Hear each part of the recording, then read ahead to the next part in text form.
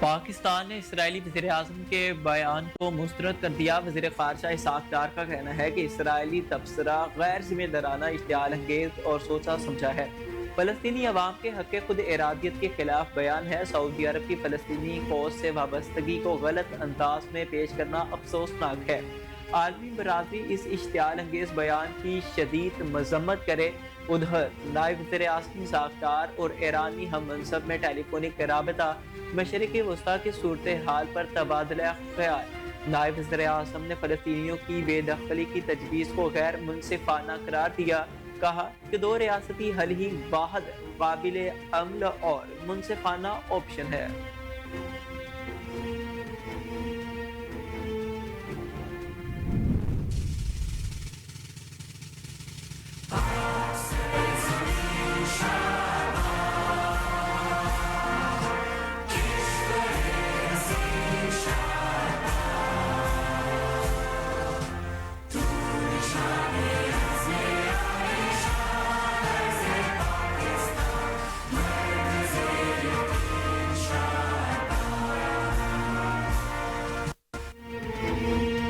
لاہور میں horse and Cattell شو 2025 کا افتتاح کر دیا گیا۔ تقریب میں وزیر اعظم محمد شہباز شریف اور وزیر اعلیٰ پنجاب مریم نواز سمیت اعلیٰ شخصیات کی شریک۔ پروگرام کا آغاز وزیر اعظم محمد شہباز شریف کی اجازت سے کیا گیا۔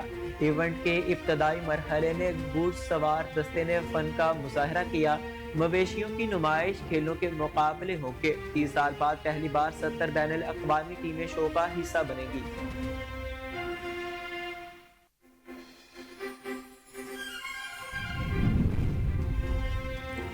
سپریم کورٹ کے جسٹس محمد علی مظہر نے کہا ہے کہ 26ویں ترمیم کو پارلیمنٹ یا سپریم کورٹ کا فیصلہ ہی ختم کر سکتا ہے۔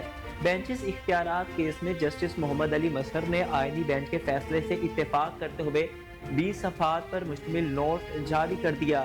جسٹس محمد علی مظہر نے لکھا کہ قوانین کے آئینی ہونے یا نہ ہونے کا جائزہ صرف آئینی بینچ لے سکتا ہے۔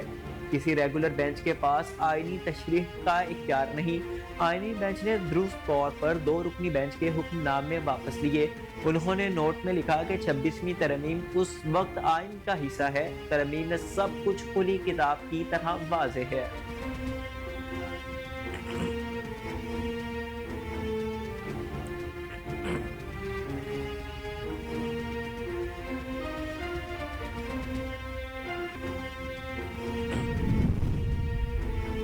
وزیر اعظم کل 2 روزہ دورے پر UAE جائیں گے۔ شہباز شریف ورلڈ گورنمنٹ سمٹ میں پاکستان کی نمائندگی کریں گے۔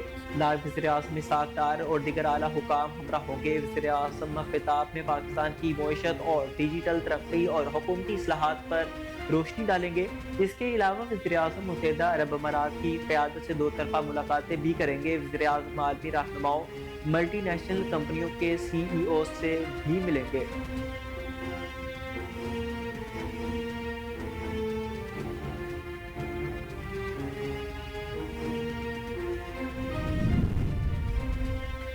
وزیر خزانہ نے لسبن میں برطانیہ کے پارلیمانی انڈر سیکرٹری آف اسٹیٹ برائے مشرقی وسطیٰ، پاکستان اور افغانستان ہمیشہ فونگ سے ملاقات کی ہے۔ ملاقات کے دوران سینیٹر محمد اورنگزیب نے پاکستان اور برطانیہ کی مابین باہمی اعتماد اور شراکت داری پر مبنی قریبی اور گرم جوشانہ تعلقات کا اعادہ کیا۔ دونوں ممالک کے درمیان تعلقات کو مزید مستحکم اور پائیدار بنانے کی خواہش کا اظہار بھی کیا۔ باہمی تعلقات کے فروغ میں عوامی رابطوں اور پاکستانی تارکین وطن کے کردار کو بھی سراہا گیا۔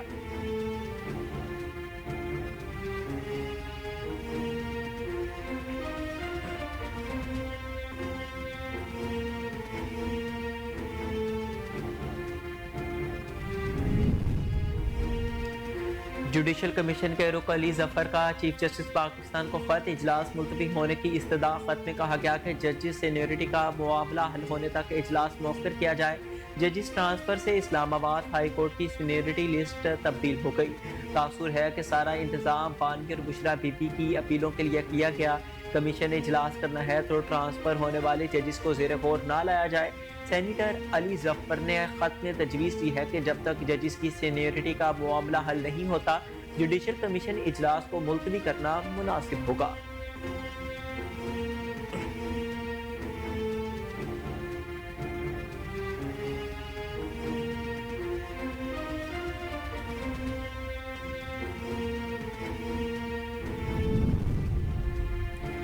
امریکہ سے لے کر تمام دنیا مدارس ختم کرنے کی سازش کر رہی ہے۔ سربراہ JUIF مولانا فضل الرحمان کا مرتان میں تقریب سے خطاب کہا کہ موجودہ پارلیمنٹ کی کوئی حیثیت نہیں، آپ نے رجسٹریشنز کے نام پر بینک اکاؤنٹ بند کرنے کی سازش کی۔ جعلی پارلیمنٹ دھاندلی کے ذریعے وجود میں آئی، میری پارلیمنٹ عوام ہے۔ افغانستان، عراق اور شام سے لوگوں نے ہجرت کر لی۔ فلسطینی واحد قوم ہے کہ غزہ پر بمباری ہوئی مگر وہ ڈٹے رہے۔ جب تک میری طاقت زندہ ہے کسی کا باپ بھی قادیانیت نہیں لا سکتا۔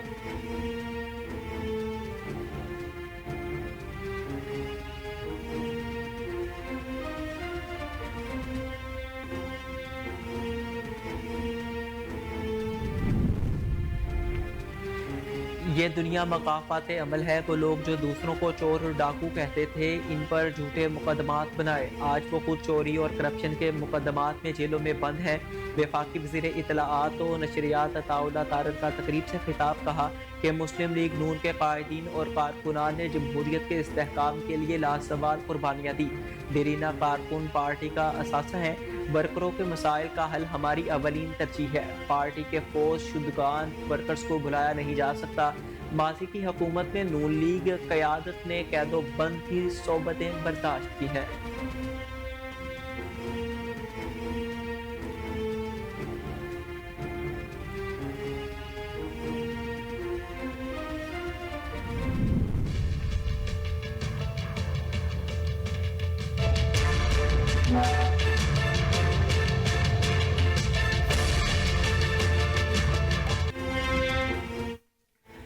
پاکستان میں اینٹی کرپشن کے اداروں کو مضبوط بنانے اور گورننس میں اصلاحات کے لیے IMF کا تکنیکی وفد پاکستان پہنچ گیا۔ IMF کا وفد 14 فروری تک پاکستان میں قیام کرے گا۔ وزارت خزانہ کے حکام نے IMF وفد کی آمد پر فی الحال تبصرے سے گریز کیا ہے۔ پاکستان کی معاشی صورتحال کا جائزہ لینے کے لیے IMF کا مشن جلد پاکستان آئے گا۔ دوسری جانب ترجمان IMF ماہر بینیجی نے مختلف امور کا جائزہ لینے کے لیے اپنا مشن پاکستان بھیجنے کی خبروں کی تردید کر دی ہے۔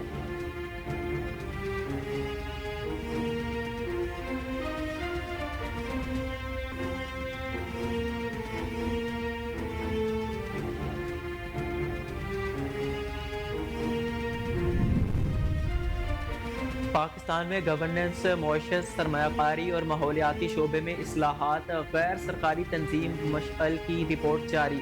شہباز طور میں کی گئی 120 سے زائد اصلاحات کا تفصیلی جائزہ لیا گیا۔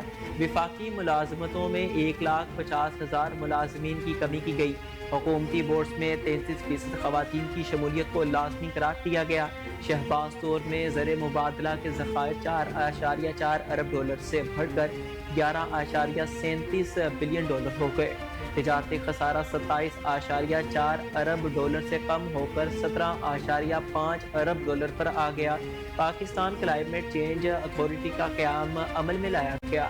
قومی ڈیجیٹل لرننگ پلیٹ فارم کا آغاز کیا گیا۔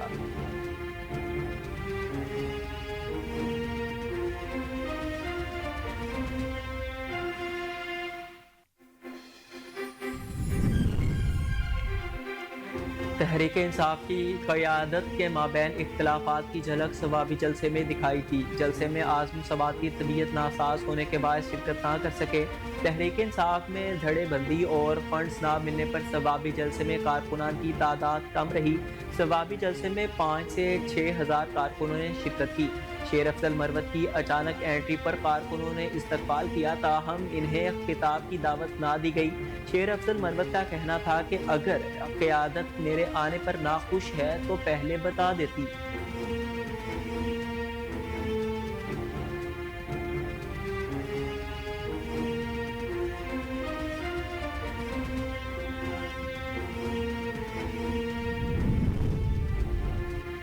صدر آصف علی زرداری پرنس کریم آغا خان کے انتقال پر تعزیت کے لیے لسبن روانہ ہو گئے۔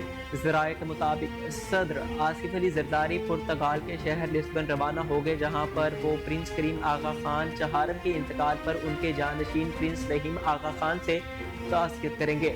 دورے کے دوران صدر مملکت پرتگال کے صدر مارسیلو سے بھی ملاقات کریں گے۔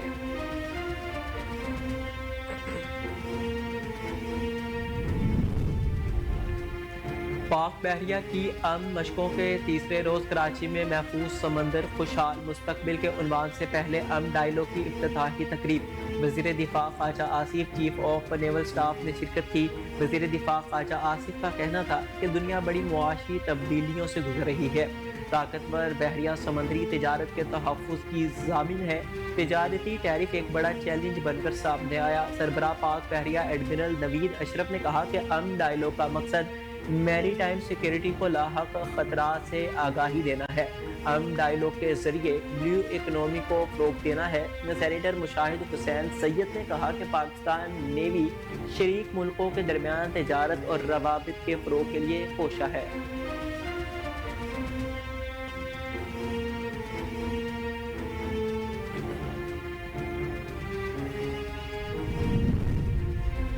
मुख्तलिफ ममालिक से पाकिस्तानियों को डिपोर्ट करने का सिलसिला जारी है। 2 दिनों में मज़ीद 100 से ज़ायद पाकिस्तानियों को मुख्तलिफ ममालिक से डिपोर्ट कर दिया गया।